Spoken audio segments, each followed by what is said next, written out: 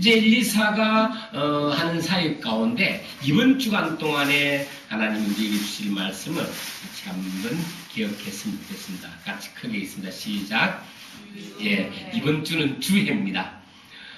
주해란 말은 어떤 뜻이냐면 성경을 주석한다, 주해한다 그런 말을 참 많이 하는데, 주해란 말은 어떤 본문이 참 알기가 어렵고 힘들 때 그 본문을 알기 쉽게 풀이해 놓은 것, 그런 것들을 보고 주해라고 이렇게 이야기합니다. 어려운 글이라든지 어려운 문장을 쉽게 해석하고 그 문제를 해결해 놓은 그런 글을 보고 주해한다라고 그렇게 이야기합니다.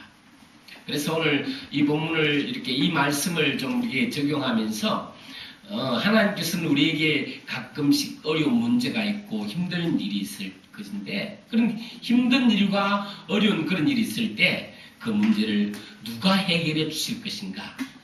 주님이 해결해 주십니다. 아멘. 주님이 해결하시는 그런 은혜가 저와 여러분들의 있기를 소원합니다. 아멘. 여러분들에게 어떤 문제가 있습니까? 어떤 어려움이 있습니까? 그 문제는 사람들이 해결해 주는 것이 아니라는 거예요. 그 문제는 우리의 지혜로 해결되어질 수 없다라는 겁니다. 나에게 닥쳐오는 여러 가지 고통과 고난, 어려움, 그것은 주님이 해결하실 수가 있습니다.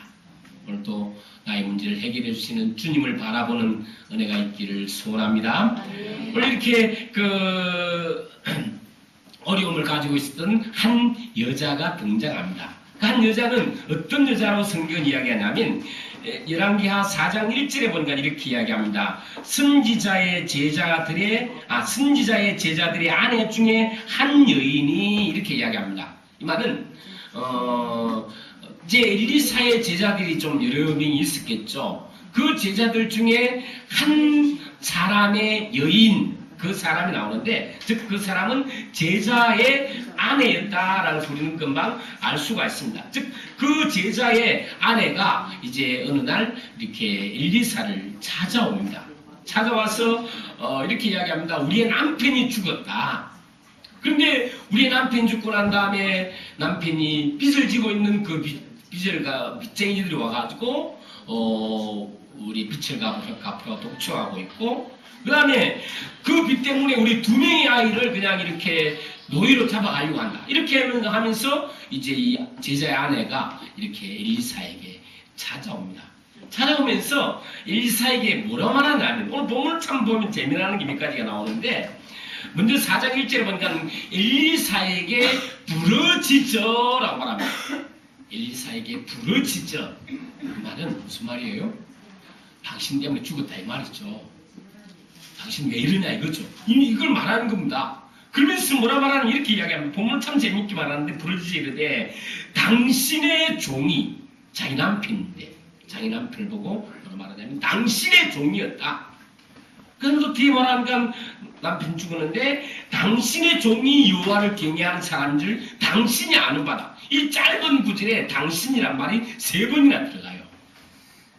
그러면서 뭐라 말하냐면, 어디 보면 제자의 아내는 무엇을 원망하냐면, 우리 남편이 당신이 데려왔고 당신 하나님 잘 믿는 사람을 알고 있고 당신 따라다니다가 죽지 않았냐, 이런 어떤 그런 원망과 어떤 비난을 지금 하고 있는 것을 볼 수가 있습니다.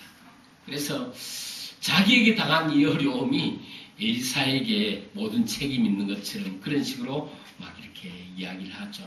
그러면서 당신. 그런데 그렇게 말하면서 뭐라 말하냐면, 이 나의 남편은 당신의 엘리사의 종이었고, 그런데 하나님을 경외하는 사람이었다. 이렇게 이야기해요.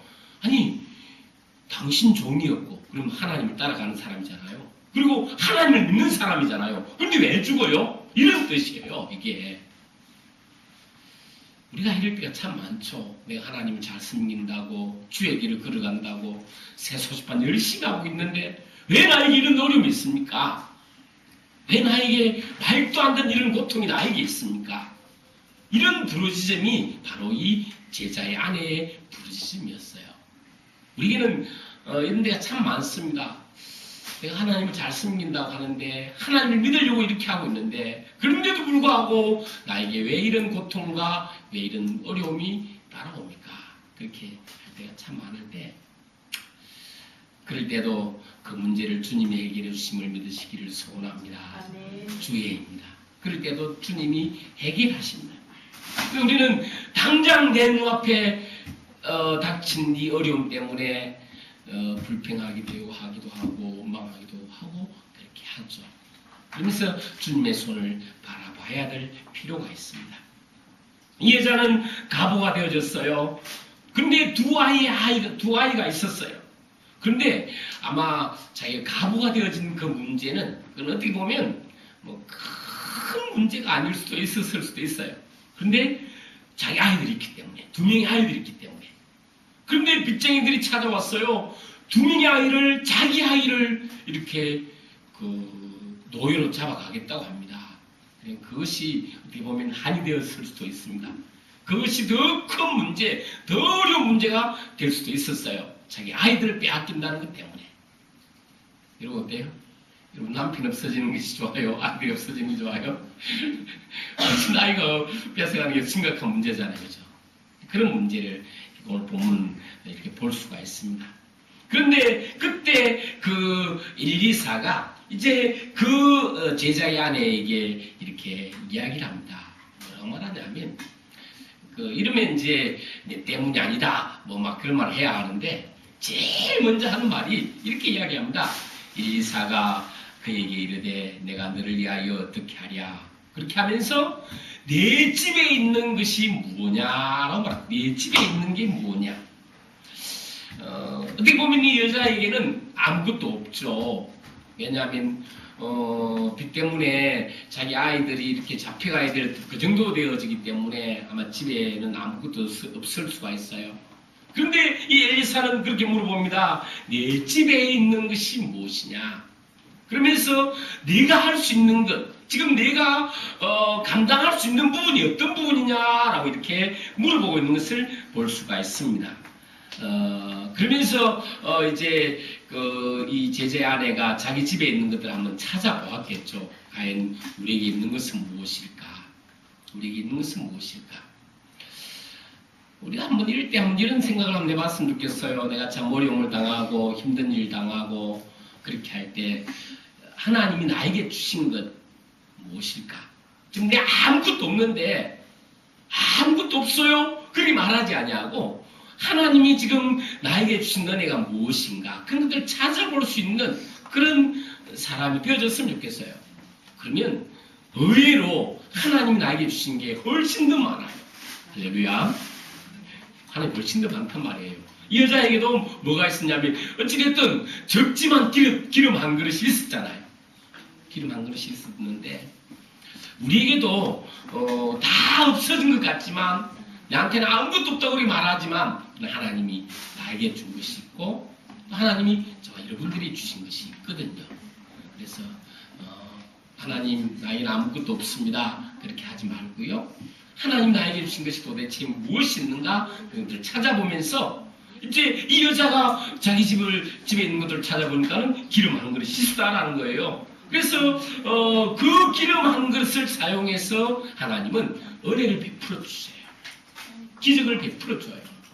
그냥 내가 가지고 있는 것을 이렇게 찾아보고 내가 가지고 있는 것들을 함부로 하지 아니하고 그것을 가지고 하나님께서는 더 크게 사용하신다라는 거예요. 그런데 이 엘리사는 이 가부에게 이렇게 물어봅니다. 네가 집에 있는 게 뭐냐라고 말을 했을 때 그때 이 여자가 이렇게 이야기하죠. 우리 집에는 기름 한 그릇이 있습니다. 그러면 그 기름 한 그릇을 가지고 이제 어떻게 이용할 것인가라는 것들을 이렇게 이야기해 주면서 그러면서 그냥 기름 한 그릇으로 끝나는 것이 아니라 그 기름 한 그릇에 하나님의 은혜가 더하게 되니까 어떤 역사가 일어나는지를 하나님께서는 이 엘리사는 보여주기 시작합니다. 그러면서 이제 그와 연관되어 있는 것, 즉 너가 가지고 있는 그것과 연관되어 있는 그런 부분에 하나님의 은혜를 베풀어 주시기를 원하셨거든요. 그래서 생뚱맞은 것 가지고 하나님 은혜를 주시는 것이 아니라 내가 가지고 있는 것에 하나님께서는 더 큰 은혜를 더해 주십니다. 저와 여러분들이 가지고 있는 것이 무엇인지를 살펴보시고 그것을 통해서 하나님은 어떻게 역사하실 것인지를 우리는 하나님을 기대하며 나아갔으면 좋겠어요. 그래서 하나님께서 내가 가지고 있는 것을 하나님께서 어떻게 역사하시고 어떻게 은혜를 베풀어 주실 것입니까? 라고 물어보는 거죠. 그래서 그것을 위해서 성령 하나님이 나의 삶을 통해 역사하실 것을 기대하는 거죠. 우리가 지난 엘리사 일가 때 엘리야에서 엘리사로 넘어갈 때 받았던 게 뭐냐면 즉 성령 하나님이 하시는 역사 그것을 보고 영감이라고 표현했잖아요. 영감. 저와 여러분들에게 그 영감이 많아지기를 소원합니다. 성령 하나님이 하시는 역사가 나에게 점점 더 많아지도록 하는 것. 그게 이제 엘리사가 이렇게 엘리야에게 구했던 거거든요. 그러면 내가 가진 것 작은 것이지만 이 작은 것을 통해서 성령 하나님이 역사하시도록 하시는 게 중요한 거잖아요. 그래서 이 과부의 어떤 그것을 가지고 있는 그것을 통해서 성령 하나님이 역사하시기 시작합니다. 그래서 이제 자기 두 아이에게 그릇을 다른 사람들에게 빌려오게 합니다. 아마 열심히 빌려왔던 것 같아요. 그러면서 이 엘리사가 이렇게 이야기합니다. 4절에 보면 너는 두 아들과 함께 들어가서 문을 닫고 그 그릇에 기름을 부어 차는 대로 옮겨 놓으라. 그렇게 이야기를 합니다. 그렇게 이야기하니까 이 여인이 어떻게 하냐면 그릇을 빌려와요. 두 아이와 함께 열심히 그릇을 빌려왔고 그 다음에 그 아이들이 들어가서 문을 닫았어. 또 마찬가지로 엘리사가 하는 말 그대로 합니다. 5절에 보니까 이렇게 얘기합니다. 여인이 물러가서 그 두 아들과 함께 문을 닫은 후에 그들은 그릇을 그에게로 가져오고 그 다음에 그를 부었더니 이 뭐냐 하면 엘리사가 이 여인에게 했던 말 그대로 이 여인이 순종을 합니다. 그 말은 엘리사가 했던 그 말씀 그대로 순종하고 있는 그런 부분들을 볼 수 있는데 이것을 통해서 하나님께서는 이렇게 기적을 일으키기 시작합니다. 즉 하나님이 나에게 해주신 말씀 그대로 순종하는 게 중요하다라는 거죠. 오늘도 하나님이 우리에게 주신 말씀대로 순종하는 삶을 살기를 소원합니다. 그 말씀에 토달지 말고 말씀 가지고 그냥 이건 아닌데 저건 아닌데 그렇게 하지 마시고 정말 하나님이 나에게 주신 말씀이 있다고 한다면 그 말씀 그대로 믿고 그 말씀 그대로 순종해 나가는 그런 자세가 정말 필요한 거죠. 저 여러분들이 그런 귀한 은혜가 있기를 간절히 소원합니다. 우리 마음밭이 좀 그런 밭이 되어졌으면 좋겠어요. 하나님 나에게 이렇게 말씀하셨다고 한다면 맞아. 그 말씀대로 순종해야지. 그러면 그렇게 순종하는 그 사람에게 하나님께서는 성령의 하시는 역사가 이제 차고 넘치게 돼 있어요. 그런데 그렇게 순종하는 마음을 가지지 아니하면 성령이 그 사람을 사용하시려고 해도 사용할 수가 없는 거죠. 그래서 이제 그 말씀대로 계속 순종하게 되는 그런 저희들이 되어졌으면 좋겠어요. 이제 제자의 아내가 말씀대로 순종합니다. 그릇을 빌려오고 그 다음에 그 그릇 위에다가 자기 남아있는 기름을 붓기 시작합니다. 계속 부어도 끝이 없어요. 즉 성령이 하시는 역사가 계속 나타난다는 거죠. 그러면서 계속 붓고 부었을 때 이제 다 부었는데 드디어 기름이 그쳐요. 언제 그쳐요? 그릇 빌려온 만큼 딱 그쳐요. 딱 그치자마자 이렇게 그것을 가지고 자기의 삶을 살아가는데 오늘 보면 7절에는 이렇게 이야기하고 있습니다. 이 여인이 하나님의 사람에게 나아가서 말하니 그가 이르되 너는 가서 기름을 팔아 빚을 갚고 라고 말합니다. 그 말은 무슨 말이냐면 이 제자의 아내가 이제 우리 집에 기름이 가득 찼습니다. 그렇게 말을 했을 때 그때 이 엘리사가 너는 그것을 가져다가 빚을 갚으라 라고 말해요. 즉 지금 이제 빚 때문에 엘리사에게 나아갔잖아요.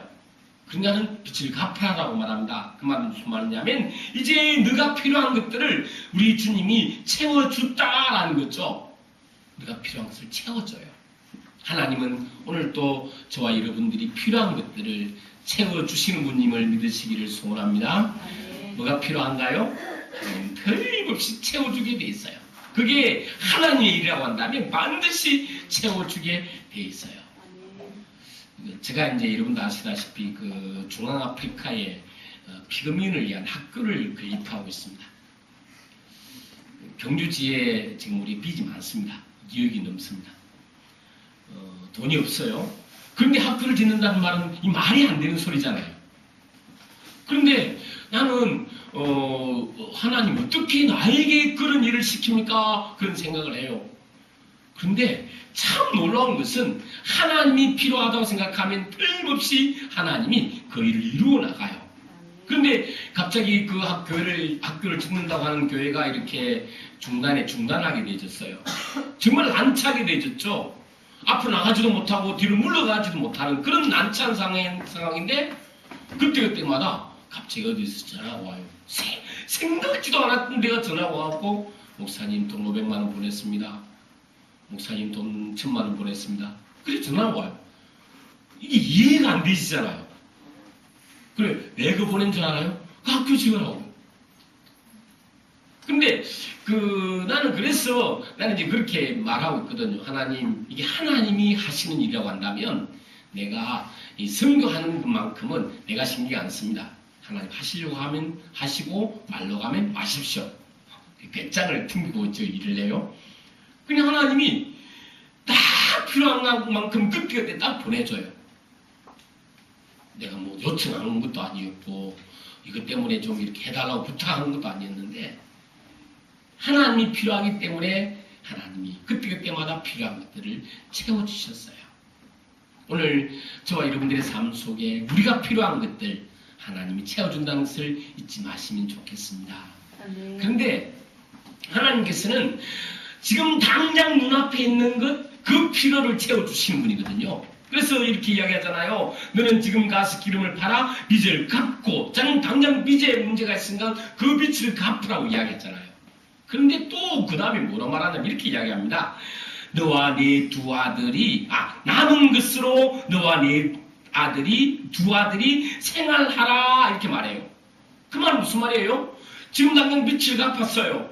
그 다음에 이 남은 돈을 가지고 생활할 수 있을 정도로 하나님께서 은혜를 베풀어 주었다라는 문제죠. 그것은 어떻게 보면 우리에게 근본적인 문제를 해결해 주시는 거죠. 지금 당장 눈앞에 있는 문제를 해결해 줄 뿐만 아니라 내가 살아갈 수 있는 필요한 문제들, 근본적인 문제까지도 해결해 주시는 그런 분이 바로 주님이시라는 겁니다. 오늘 저와 여러분들 눈앞에 있는 모든 문제도 하나님께서 채워주시고 또한 그 뒤에 일어날 여러 가지 일들도 하나님이 인도하시고 하나님 근본적으로 그 문제를 해결해 주신다는 것을 믿고 살아갈 수 있는 그런 저희들이 되었으면 좋겠어요. 그래요. 주님은 해결하시는 분이에요. 주님이 해결해 주세요. 이번 한 주간 동안 주님이 해결해 주신다는 사실을 믿고 살아가는 은혜가 있기를 소원합니다. 주님은 주해입니다. 주님이 해결하십니다. 할렐루야. 그럼 같이 한번 하십시다. 주님은 해결해 주십니다. 주님은 해결해 주십니다. 주님은 해결해 주시는 분을 믿고 이번 주간에 결단의 기도 같이 읽겠습니다. 같이 읽습니다. 시작. 주님, 우리는 눈앞에 있는 문제 때문에 근심 걱정합니다. 그러나 당신은 우리의 근본적인 문제를 알고 계셨고 그 필요를 채워주셨습니다. 이제 당신을 닮아가기를 원하는 저희들이 어려움을 당한 사람들을 도와주는 사람이 되게 하옵소서. 우리의 모든 문제들을 주님 앞에 놓게 하시고 또 연약한 사람들을 도와줄 수 있는 사람 되게 하소서. 아멘. 기도합니다. 하나님 아버지 감사합니다. 정말 주님이 해결해 주심을 믿고 살아갈 수 있는 저의 삶이 되게 하여 주시옵소서. 우리 구주 예수님 이름으로 기도하옵나이다. 아멘.